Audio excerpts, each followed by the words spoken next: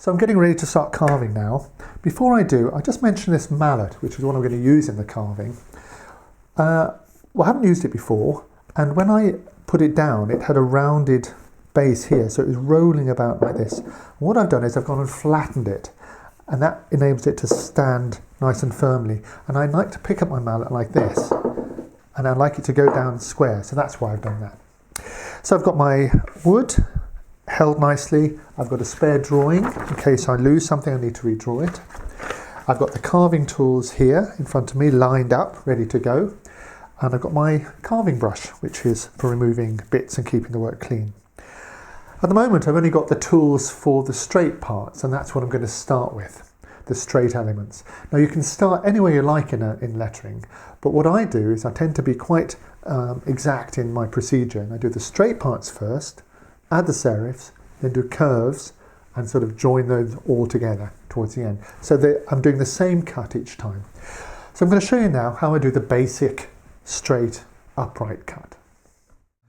I'll start by showing you the basic approach of how I work here, and then I'll break it down with a close-up in a little while. So what I do is I pick a tool for this size of upright, and I do the center stop cuts, like so.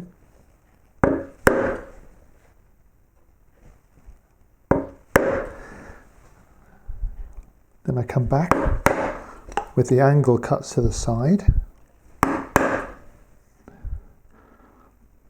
And I swap over and I do an angle cut from the other side.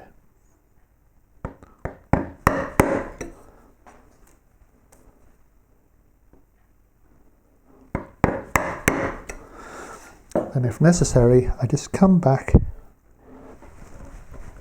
and trim up any edge. Not quite accurate. Okay, let me show you this in detail. So for all the uprights, I pick my chisel to be slightly narrower than the length of the letter. That allows for the serif at each end. I put the corner of the chisel in the middle between those two lines by eye, and I drop it forward paralleling the lines of the letters. Then I make my stab cut with the mallet. That doesn't go down to the bottom, it goes part of the way, say about a third of the way in at the most. So pulling back like this, not like that because that damages the tools. So I pull back and then line this corner on this line, drop it on the line and then come to the angle that I want to cut. I make a little stop cut like this, so it's a little tap with the mallet, and then the proper cut, like so. Then I release the chisel in the same way, and I come back, swapping hands over. I do the same thing, put the corner on the line down there, so I'm following the edges on the line of the drawing, little stop cut, and I'm aiming now for the bottom of the trench, and if I've got it right, the two pop out.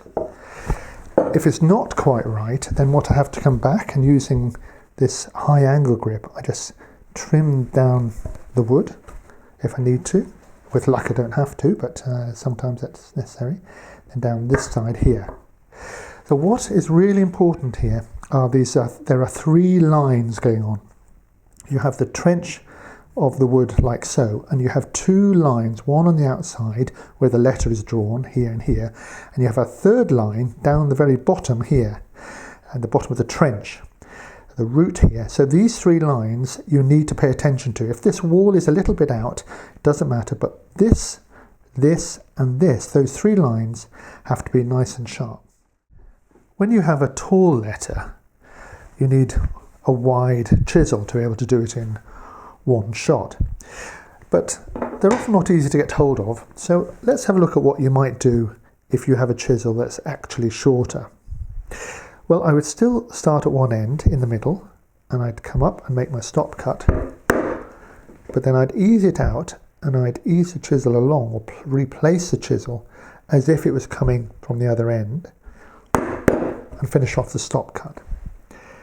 I'd then, in the same way as before, put the chisel on the line, but here's the tricky bit. You have to now marry this cut with this cut.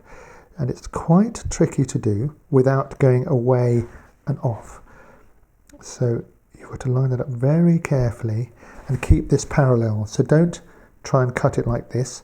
Cut it as if you were cutting before, and make sure that this edge is not going to dig into the surface, or this edge, this corner here, is not going to be that way. You've got to very carefully line that up, like so. Like that. And then you make the same stroke. Then we'll come to the other side as before. Set it in from corner on the line. Make sure that's, take your time to get that right. Aim for the root. And try to marry that up here in the same way. So now you can come back and you can check to see if there isn't any little ledge between the two. And that's when you're just do a little bit of tidying up. Tidy up on this side. So this marrying of cuts is quite important. So that's where you might need to have to do that. So again, this edge, and the root at the bottom of the line are all parallel, equal, nice and clean. So at the end of this stage, I've removed all the straight bits. That's the verticals, the diagonals in both directions, and horizontals if they were here. And what I've done effectively is to take out, if you like, safe bits, leaving things like junctions and serifs to later. And in fact, it's to the serifs that we're going to turn to next.